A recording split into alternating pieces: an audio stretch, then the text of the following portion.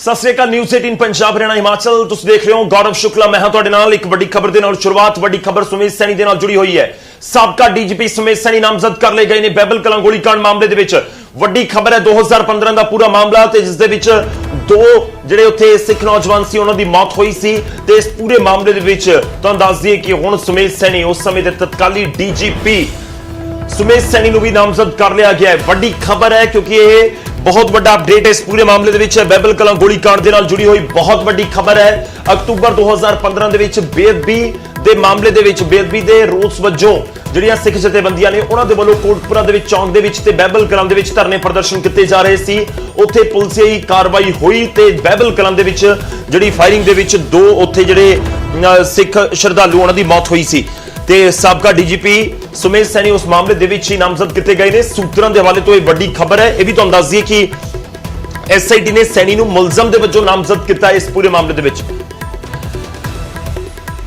इस तो पहला होर भी कई जिहड़े तत्काली एसएसपीसी मोगा दे चरणजीत शर्मा उन्होंने भी नामजद किया गया। उत्थे दे जिहड़े इंस्पैक्टर सी जिहड़े उत्थे पुलिस मुलाजम से कईयां नूं नामजद किया गया। रुक करदे हां नरेश सेठी मेरे सहयोगी इस समय फरीदकोट तो साडे नाल ने फोन लाइन दे उत्ते। नरेश की कुछ तुहाडे कोल जानकारी है इस वड्डी खबर दे उत्ते जो सुमेश सैनी नूं नामजद किया गया बैबल कलां गोलीकांड मामले च? बिल्कुल गौरव दस दईए कि जिहड़ा बैबल गोलीकांड दे विच जिहड़ा जिथे जी दो सिख नौजवानों की जिहड़ी मौत हुई सी पुलिस की गोली दे नाल उस मामले विच हुण जिहड़ा पूर्व जे डीजीपी ने सुमेश सैनी और इस तो इलावा जिहड़ा आईजी परमराज उमरान नंगल इन्हां नूं भी इस बैबल गोलीकांड दे विच नामजद कर लिया गया है। तुहानूं दस दईए कि प्रदीप सिंह इंस्पैक्टर जो कि थोड़े दिन पहला जिसनूं सरकारी गवाह बनाया गया सीगा उस दे जिहड़ी उहदे वल्लों अर्जी दायर की गई एसआईटी वल्लों उहनूं गवाह बनाउण लई उस दिन ही जिहड़ा एसआईटी वल्लों जिहड़ा एक इशारा कर दिता गया सी कि इन दो व्यक्तियों को जिहड़ा इस मामले विच जिहड़ा नामजद किया जा सकता है। जिस तो बाद हुण गल हुण पुख्ता होकर सामने आ गई है कि इन्हां दोवां नूं मुलजम जिहड़ा बना लिया गया। हालांकि इस संबंधी विच कोई अधिकारिक जानकारी नहीं है पर सूत्रों के हवाले तो बैबल गोलीकांड विच नामजद किया गया। कोटपुरा मामले नाल हजे इन्हां दा नाम जरूर जोड़िया गया पर हजे किसी किस्म की उन्हां दी जिहड़ी नाम जोड़न दी या नामजद करने की कोई हजे प्रक्रिया नहीं बनाई गई। जी मैं एक बार फिर तो क्लीयर करांगा कि यह नामजद सुमेश सैनी नूं कि धरने प्रदर्शन किए जा रहे हैं एसजीपीसी के बजट इजलास तो पहला एसजीपीसी के बजट इजलास तो पहला प्रदर्शन किया जा रहा है। गायब स्वरूपों के मामले के सिख जथेबंदियों के वालों प्रदर्शन जारी है। एसजीपीसी मैंबरों को तख्तियां दिखा के उन्होंने वालों रोस जताया गया।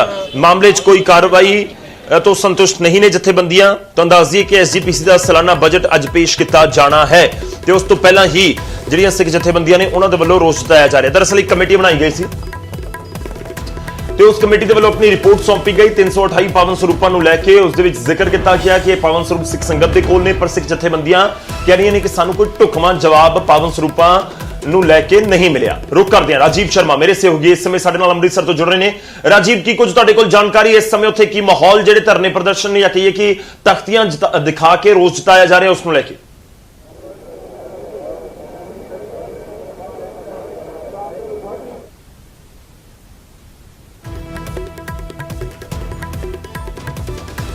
कोशिश करेंगे एक बार फिर तो राजीव दे नाल गलबात करन दी। तुहानूं दस दईए कि एसजीपीसी का सालाना बजट है अज ते उस बजट के पेश होने तो पहला ही जिहड़ियां सिख जथेबंदियां ने उन्हां दे वल्लों रोस प्रदर्शन किया जा रहा है। मामला की है? मामला 328 पावन स्वरूपों का ते 328 पावन स्वरूपों के मामले दे विच एक जांच कमेटी बिठा दी गई। जांच कमेटी के वालों जांच कंप्लीट की गई तो उस जांच को एसजीपीसी के वालों जनतक भी किया गया जिस दे विच ये जरूर लिखा गया कि यह पावन स्वरूप सिख संगत के कोल ने भेटा जिहड़ा जमा नहीं करवाया गया इस करके पूरा विवाद होया। पर सिख जथेबंदियां कह रही ने कि सानू ढुकवां जवाब नहीं मिल रहा तो इस करके उन्होंने वालों रोस जताया जा रहा है कि कित्थे ने पावन स्वरूप 328 पावन स्वरूप कित्थे ने इसका सानू कोई ढुकवां जवाब नहीं मिलिया। जिहड़ी कार्रवाई हुई है जिहड़ी उसनूं भी ढुकवां नहीं दस रहे हैं तो इस विचाले उन्होंने वालों धरने प्रदर्शन किए जा रहे हैं। रुक करते हैं राजीव का मेरे सहयोगी साडे नाल अमृतसर तो जुड़ रहे हैं। राजीव की कुछ इस समय तुहाडे कोल जानकारी जिहड़े धरने प्रदर्शन या उत्थे रोस जताया जा रहा है सिख जथेबंदियां वालों उन्हां दे मुतलक?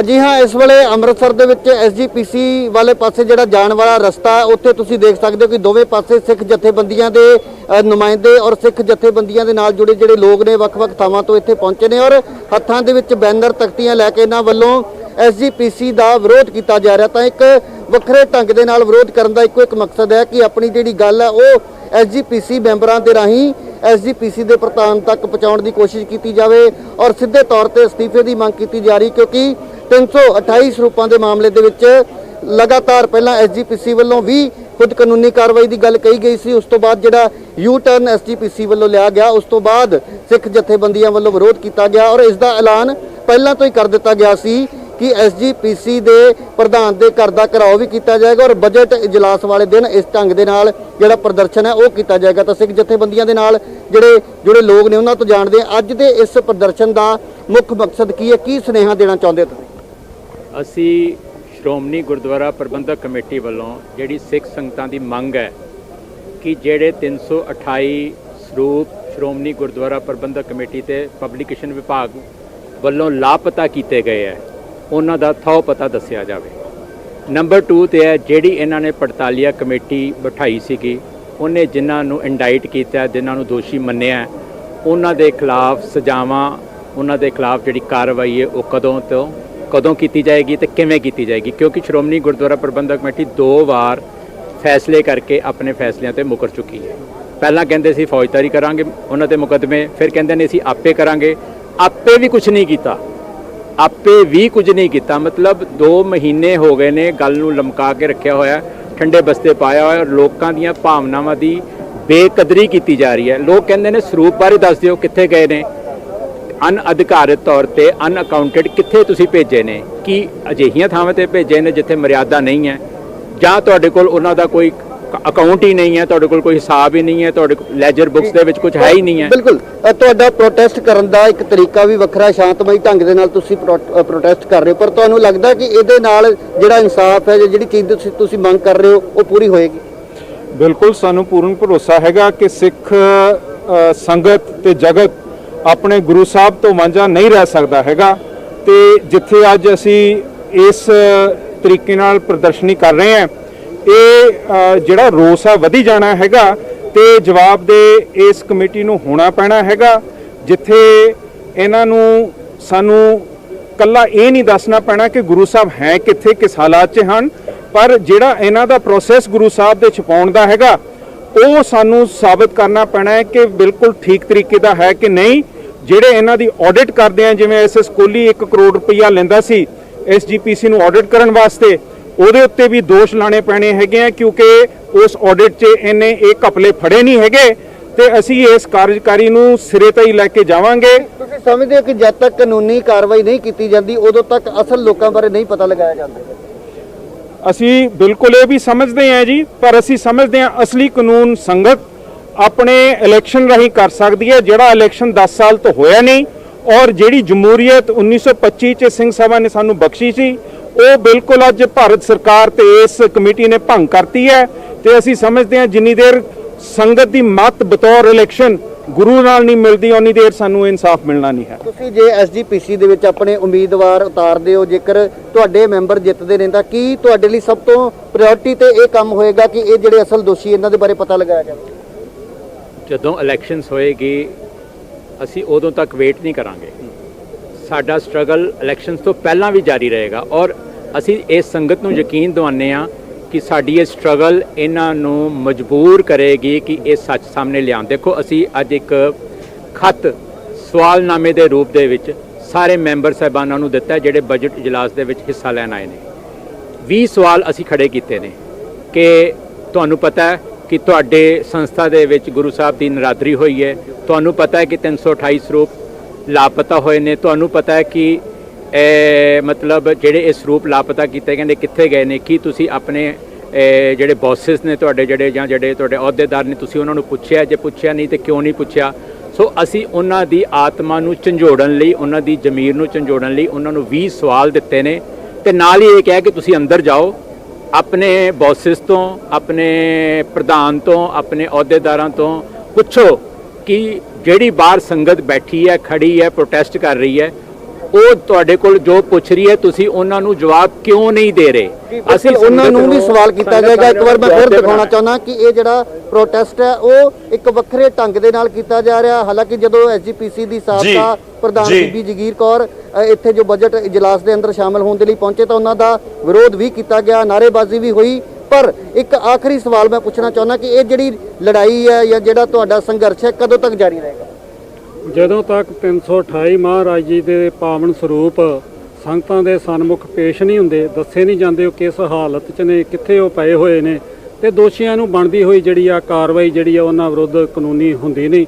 ਉਨੀ ਦੇਰ ਪੰਥਕ ਜਥੇਬੰਦੀਆਂ ਦਾ ਲਗਾਤਾਰ ਸ਼ਾਂਤਮਈ ਜਿਹੜਾ ਸੰਘਰਸ਼ ਜਿਹੜਾ ਜਾਰੀ ਰਹੇਗਾ। ਤੁਸੀਂ ਸੰਖੇਪ ਦੇ ਵਿੱਚ ਕੁਝ ਕਹਿਣਾ ਚਾਹੁੰਦੇ ਸੀ, ਮੈਂ ਚਾਹੁੰਦਾ ਸੰਖੇਪ ਦੇ ਵਿੱਚ ਅਸੀਂ 3 ਪੁਆਇੰਟ ਐਕਸ਼ਨ ਪ੍ਰੋਗਰਾਮ ਜਿਹੜੇ ਮੈਂਬਰ ਸਾਹਿਬਾਨ ਨੇ ਉਹਨਾਂ ਨੂੰ ਦਿੱਤੇ ਨੇ। ਸਾਡੇ ਪਲੇ ਕਾਰਡਸ ਵੀ ਦੱਸਦੇ ਨੇ ਕਿ ਸਰੂਪਸ ਕਿੱਥੇ ਨੇ, ਦੋਸ਼ੀਆਂ ਨੂੰ ਸਜ਼ਾ ਕਦੋਂ ਦਿਓਗੇ ਤੇ ਕਿਵੇਂ ਦਿਓਗੇ, ਤੇ ਜਿਹੜੇ ਅਹੁਦੇਦਾਰ ਨੇ ਉਹ ਰਿਜ਼ਾਈਨ ਕਦੋਂ ਕਰਨਗੇ, ਆਪਣੇ ਅਹੁਦਿਆਂ ਤੇ ਨੈਤਿਕਤਾ ਦੇ ਆਧਾਰ ਤੇ ਅਹੁਦੇ ਕਦੋਂ ਛੱਡਣਗੇ। ਆਪਾਂ ਜਿਹੜੇ ਤਿੰਨ ਪ੍ਰੋਗਰਾਮ ਉਹਨਾਂ ਨੂੰ ਦਿੱਤੇ ਨੇ ਨਾ ਮੈਂਬਰ ਸਾਹਿਬਾਨ ਨੂੰ, ਇਹਦੇ ਵਿੱਚ ਲਾਸਟ ਤੇ ਅਸੀਂ ਲਿਖਿਆ ਹੈ ਕਿ ਆਪ ਜੀ ਆ ਸ਼੍ਰੋਮਣੀ ਕਮੇਟੀ ਦੇ ਬਜਟ ਇਜਲਾਸ ਵਿੱਚ ਹਿੱਸਾ ਲੈਣ ਆਏ ਹੋ, ਤੁਹਾਡਾ ਪੰਥਕ ਫਰਜ਼ ਬਣਦਾ ਹੈ ਕਿ ਤੁਸੀਂ ਸ੍ਰੀ ਗੁਰੂ ਗ੍ਰੰਥ ਸਾਹਿਬ ਜੀ ਦੇ ਪਾਵਨ ਸਰੂਪਾਂ ਦੇ ਹੋਏ ਅਪਮਾਨ ਲਈ ਹਾਊਸ ਤੋਂ ਨਿੰਦਾ ਮਤਾ ਪਾਸ ਕਰਾਓ। ਨੰਬਰ 2, ਅਸਲ ਦੋਸ਼ੀਆਂ ਨੂੰ ਅਹੁਦਿਆਂ ਤੋਂ ਫਾਰਗ ਕਰਨ ਅਤੇ ਸਜ਼ਾਵਾਂ ਦਿਵਾਉਣ ਦਾ ਵੀ ਮਤਾ ਪਾਸ ਕਰਾਓ। ਤੇ 3rd ਜ਼ਰੂਰੀ ਹੈ ਜਿਹੜਾ, ਭਵਿੱਖ ਵਿੱਚ ਅਜਿਹੀ ਹਿਰਦੇ ਵੇਦਕ ਘਟਨਾ ਮੁੜ ਕਦੇ ਨਾ ਵਾਪਰੇ ਦਾ ਸਦੀਵੀ ਪ੍ਰਬੰਧ ਕਰਾਓ। ਤਾਂ ਇਹ ਸਿੱਖ ਜਥੇਬੰਦੀਆਂ ਦਾ ਜਿਹੜਾ ਵਿਰੋਧ ਹੈ, ਇਸ ਦੇ ਨਾਲ ਹੀ ਇਹਨਾਂ ਦੀ ਜਿਹੜੀ ਮੰਗ ਉਹ ਇਹੀ ਹੈ ਕਿ 328 ਸਰੂਪਾਂ ਬਾਰੇ ਜਿੱਥੇ ਪਤਾ ਲਗਾਉਣਾ ਸਭ ਤੋਂ ਜ਼ਰੂਰੀ ਹੈ, ਉਸ ਦੇ ਨਾਲ ਹੀ ਉਹਨਾਂ ਲੋਕਾਂ ਬਾਰੇ ਵੀ ਪਤਾ ਲਗਾਇਆ ਜਾਵੇ ਕਿ ਆਖਿਰਕਾਰ ਇਸ ਦੇ ਅਸਲ ਦੋਸ਼ੀ ਕੌਣ ਨੇ ਔਰ ਉਹਨਾਂ ਦੇ ਖਿਲਾਫ ਕੀ ਸਖਤ ਕਾਰਵਾਈ ਕੀਤੀ ਗਈ, ਤਾਂ ਕਿ ਭਵਿੱਖ ਦੇ ਵਿੱਚ ਅਜਿਹੀ ਜਿਹੜੀ ਮੰਦਭਾਗੀ ਔਰ ਦਰਦਨਾਕ ਜਿਹੜੀ ਘਟਨਾ ਉਹ ਸਾਹਮਣੇ ਨਾ ਆਵੇ। ਤਾਂ ਇਸ ਕਰਕੇ ਇਹਨਾਂ ਵੱਲੋਂ ਅੱਜ ਐਸਜੀਪੀਸੀ ਦਫ਼ਤਰ ਨੂੰ ਜਾਣ ਵਾਲੇ ਰਸਤੇ ਤੇ ਦੋਵੇਂ ਪਾਸੇ ਇਸ ਤਰੀਕੇ ਦੇ ਨਾਲ ਜਿਹੜਾ ਵਿਰੋਧ ਕੀਤਾ ਜਾ ਰਿਹਾ ਔਰ ਨਾਲ ਦੀ ਨਾਲ ਇਹਨਾਂ ਨੇ ਬਿਲਕੁਲ ਆਪਣੀ ਮੰਗਾਂ ਨੂੰ ਲੈ ਕੇ ਪ੍ਰਦਰਸ਼ਨ ਕਰ ਰਹੇ ਨੇ ਤੇ ਇਹੀ ਕਹਿ ਰਹੇ ਨੇ ਕਿ 328 ਪਾਵਨ ਸਰੂਪ ਜਿਹੜੇ ਹੈਗੇ ਨੇ ਉਹਨਾਂ ਬਾਰੇ ਉਹਨਾਂ ਨੂੰ ਜਾਣਕਾਰੀ ਦਿੱਤੀ ਜਾਵੇ ਕਿ ਕਿਸ ਮਰਿਆਦਾ ਦੇ ਨਾਲ ਰੱਖੇ ਗਏ ਹੈ, ਮਰਿਆਦਾ ਦੇ ਨਾਲ ਰੱਖੇ ਗਏ ਨੇ ਜਾਂ ਨਹੀਂ ਰੱਖੇ ਗਏ, ਤੇ ਨੈਤਿਕਤਾ ਦੇ ਆਧਾਰ ਦੇ ਉੱਤੇ ਅਸਤੀਫਾ ਵੀ ਮੰਗਿਆ ਜਾ ਰਿਹਾ। ਸ਼ੁਕਰੀਆ ਰਾਜੀਵ, ਧੰਨਵਾਦ ਸਾਡੇ ਨਾਲ ਜੁੜਨ ਦੇ ਲਈ, ਇਸ ਪੂਰੀ ਗੱਲਬਾਤ ਦੇ ਲਈ। ਤਾਂ ਤੁਹਾਨੂੰ ਦੱਸਦੀ ਕਿ 328 ਪਾਵਨ ਸਰੂਪਾਂ ਦੇ ਮਾਮਲੇ ਦੇ ਵਿੱਚ ਇੱਕ ਕਮੇਟੀ ਬਣਾਈ ਗਈ ਸੀ, ਉਸ ਕਮੇਟੀ ਦੇ ਵੱਲੋਂ ਆਪਣੀ ਰਿਪੋਰਟ ਸੌਂਪੀ ਗਈ ਤੇ ਉਸ ਨੂੰ ਜਨਤਕ ਵੀ ਕੀਤਾ ਗਿਆ, ਪਰ ਜੋ ਕਾਰਵਾਈ ਹੋਈ ਉਸ ਤੋਂ ਸੰਤੁਸ਼ਟ ਇਹ ਸਿੱਖ ਜਥੇਬੰਦੀਆਂ ਨਜ਼ਰ ਨਹੀਂ ਆ ਰਹੀਆਂ।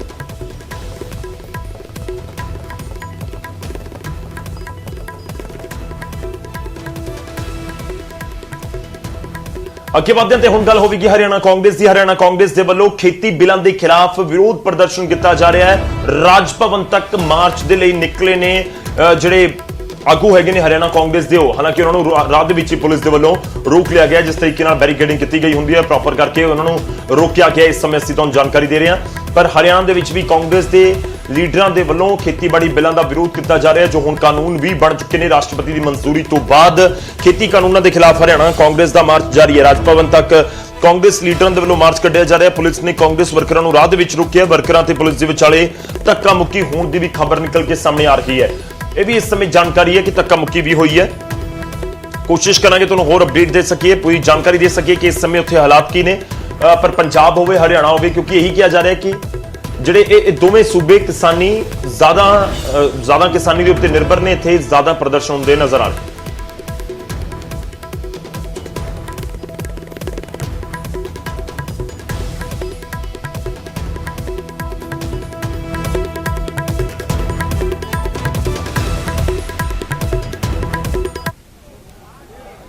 केंद्र सरकार द्वारा हाल ही में पारित 3 कृषि बिलों के खिलाफ कांग्रेस ने मोर्चा खोल दिया है।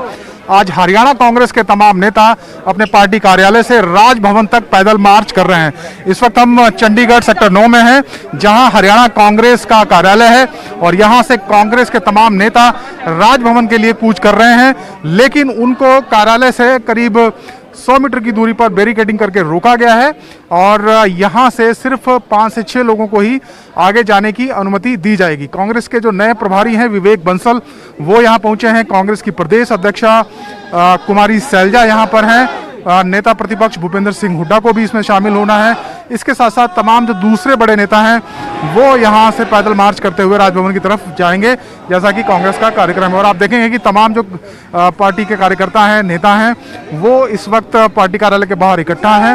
हाथों में जो बैनर हैं, पोस्टर हैं, वो कांग्रेस ले रखे हैं और उनको यहाँ पर रोकने का प्रयास किया जा रहा है। कांग्रेसी आगे बढ़ना चाहते हैं और वो राजभवन की तरफ कूच करना चाहते हैं, लेकिन पुलिस ने पूरी तरीके से यहाँ पे बैरिकेडिंग कर दी है। उनको आगे जाने नहीं दिया जा रहा है। यहाँ पे जो पुलिस के आला अधिकारी हैं वो बातचीत कर रहे हैं और जो धक्का मुक्की है वो यहाँ पर हो रही है। ये देखिए किस तरीके से नारेबाजी यहाँ पर हो रही है और जबरदस्त नारेबाजी एक तरीके से हम करें। अब चंडीगढ़ पुलिस भी पूरी तरीके से तैनात है, बड़ी संख्या में पुलिस बल यहाँ पर है, वाटर कैनन भी यहाँ पर लगाया गया है और अगर ज़बरदस्ती कोशिश की गई आगे जाने की तो फिर वाटर कैनन का भी यहाँ पर इस्तेमाल हो सकता है। देखिए किस तरीके से सरकार विरोधी, केंद्र सरकार विरोधी खासकर जो नारे हैं वो यहाँ पर लग रहे हैं। कांग्रेस के तमाम कार्यकर्ता और नेता एक तरफ और चंडीगढ़ पुलिस के जो कर्मचारी हैं वो एक तरफ हैं। आला अधिकारी भी यहाँ पर हमें दिखाई दे रहे हैं चंडीगढ़ पुलिस के, जो लगातार कांग्रेस कार्यकर्ताओं को समझाने की कोशिश कर रहे हैं, लेकिन कार्यकर्ता पीछे हटने को यहाँ पर तैयार नहीं हैं। लगातार नारेबाजी यहाँ पर हो रही है।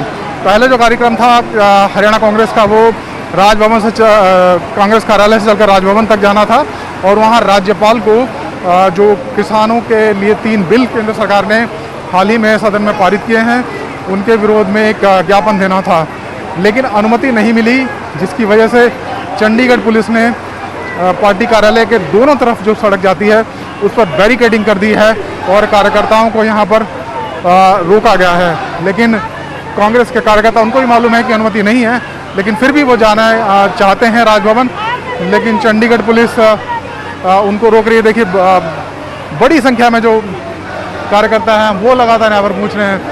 दूर तक जो तमाम कांग्रेस के कार्यकर्ता हैं हाथों में बैनर पोस्टर लेकर खड़े हमें यहाँ पर दिखाई दे रहे हैं। देखिए बैरिकेडिंग को क्रॉस करने की कोशिश की जा रही है। एक कांग्रेस का कार्यकर्ता यहाँ पर ऊपर चढ़कर इसको क्रॉस करने की कोशिश कर रहा है, उसको नीचे उतारा गया है। ये देखिए फिर से कांग्रेस के कार्यकर्ता बैरिकेडिंग को तोड़कर आगे बढ़ने की कोशिश कर रहे हैं। चंडीगढ़ पुलिस कर्मचारी उन्हें रोकने का प्रयास कर रहे हैं और लगातार कृषि बिलों को लेकर कांग्रेस हालांकि पूरे प्रदेश में, पूरे देश में इस तरह से प्रदर्शन कर रही है और आज हरियाणा कांग्रेस ने भी इसी तरीके का एक प्रोटेस्ट रखा था। और कांग्रेस का कहना है कि जो ये तीनों बिल पारित किए गए हैं सदन से, ये किसान विरोधी हैं। हालांकि केंद्र सरकार भी अपने रुख पर कायम है और वो कह रही है कि जो कृषि बिल पारित किए गए हैं ये किसानों की भलाई के लिए हैं, किसानों की आज़ादी के लिए हैं, किसानों की फसल उनकी मर्जी से बिके, इसका प्रयास है। देखिए किस तरीके से कांग्रेस कार्यकर्ता आनंद सिंह डांगी, हमें कांग्रेस के नेता दिखाई दे रहे हैं, पूर्व विधायक, वो सबसे आगे खड़े हुए यहाँ पर बातचीत कर रहे हैं। कुमारी शैलजा वहाँ पर खड़ी हुई हैं और भी जो तमाम कांग्रेस के कार्यकर्ता हैं, नेता हैं, वो यहाँ पर हैं। और देखिए लगातार और भी जो तमाम बातचीत शैलजा जी क्या आपको अनुमति मिली है? हमने माननीय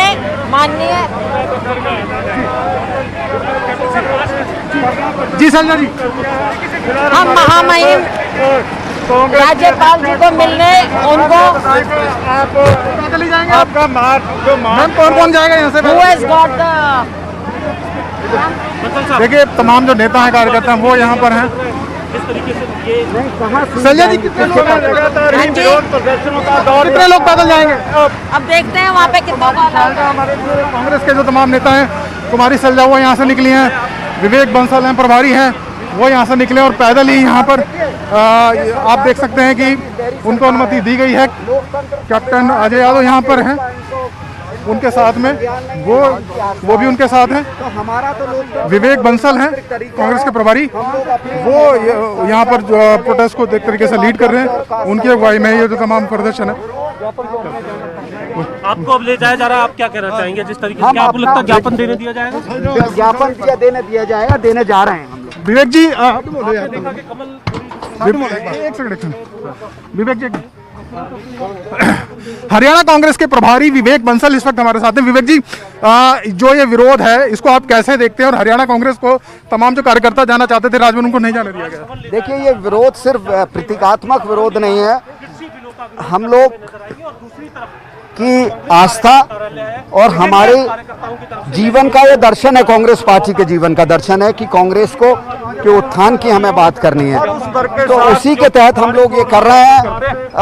अपना आंदोलन, अपनी आस्था और अपना संघर्ष ये सतत रूप से जारी रहेगा और जब तक हम लोग चैन से नहीं बैठेंगे, जब तक या तो इस बिल में हमारे मांगों के अनुरूप और किसानों के हितों के परिप्रेक्ष्य में संशोधन नहीं किया जाता, या ये कहिए कि एमएसपी की गारंटी इस बिल में नहीं एश्योर की जाती, तब तक हमारा विवेक जी, आपके आते ही कांग्रेस यहाँ पर एक्टिव रोका गया है और क्या सरकार का दबाव बना पाएंगे सरकार?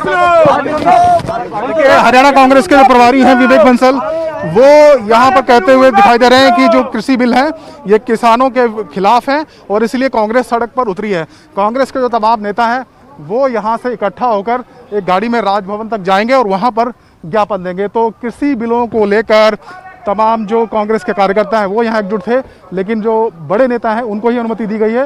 एक गाड़ी में कुमारी शैलजा, प्रदेश अध्यक्ष, हरियाणा कांग्रेस के प्रभारी विवेक बंसल एक गाड़ी में मौजूद हैं और कुछ और बड़े नेता जो उनके साथ हैं वो इस गाड़ी में राजभवन जाएंगे और राज्यपाल को कृषि बिलों के खिलाफ अपना ज्ञापन सौंपेंगे। चंडीगढ़ से कैमरामैन राजेंद्र कुमार के साथ मनोज कुमार, न्यूज़ 18।